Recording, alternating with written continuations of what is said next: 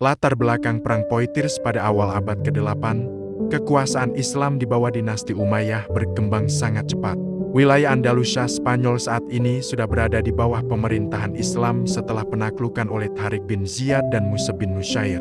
Setelah kokoh di Andalusia, pasukan Muslim melanjutkan ekspansi ke arah Prancis Selatan, sebuah wilayah yang saat itu dikuasai oleh kerajaan-kerajaan kecil Eropa.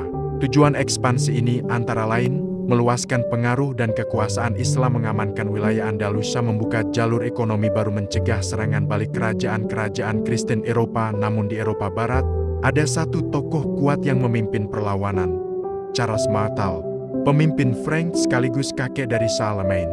Pasukan yang bertempur pertama, pasukan Muslim Umayyah, dipimpin oleh Abdul Rahman Al-Ghafiqi, gubernur Andalusia, mencapai 20.000 sampai 30.000 prajurit, didominasi oleh pasukan berkuda yang terkenal cepat dan kuat. Kedua, pasukan Frank Eropa Barat, dipimpin oleh Charles Martel, jumlah sekitar 30.000 sampai 40.000 pasukan, mayoritas infanteri berat dengan perisai besar. Lokasi pertempuran terjadi di kawasan Poitiers, Prancis Tengah dekat kota Tours. Pada bulan Oktober 732 m.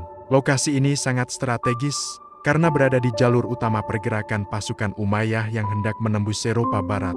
Jalannya pertempuran pertama. Strategi pasukan Frank. Charles Martel menggunakan strategi defensif, memilih tanah tinggi, membuat formasi rapat phalanx, menunggu pasukan Muslim menyerang lebih dulu. Pasukan Frank sangat disiplin dan tidak mudah terpancing.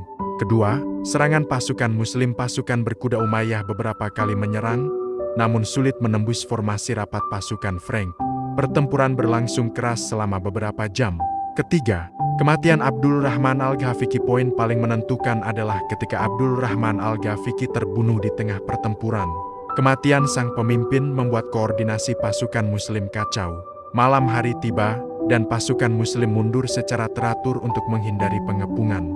Hasil akhir perang, pasukan Eropa Frank memperoleh kemenangan. Ekspansi Islam ke Eropa Barat berhenti. Andalusia tetap menjadi wilayah Islam, tetapi tidak lagi melakukan penetrasi besar ke Prancis dan wilayah utara. Dampak besar Perang Poitiers pertama, membatasi ekspansi Islam di Eropa Barat. Eropa memandang perang ini sebagai titik balik yang menghentikan perluasan Islam. Kedua, menaikkan pamor Charles Martel. Ia mendapat gelar The Hammer dan dianggap penyelamat dunia Kristen Eropa. Ketiga, Andalusia fokus pada konsolidasi. Setelah kekalahan ini, wilayah Andalusia lebih fokus pada stabilisasi internal dan pembangunan.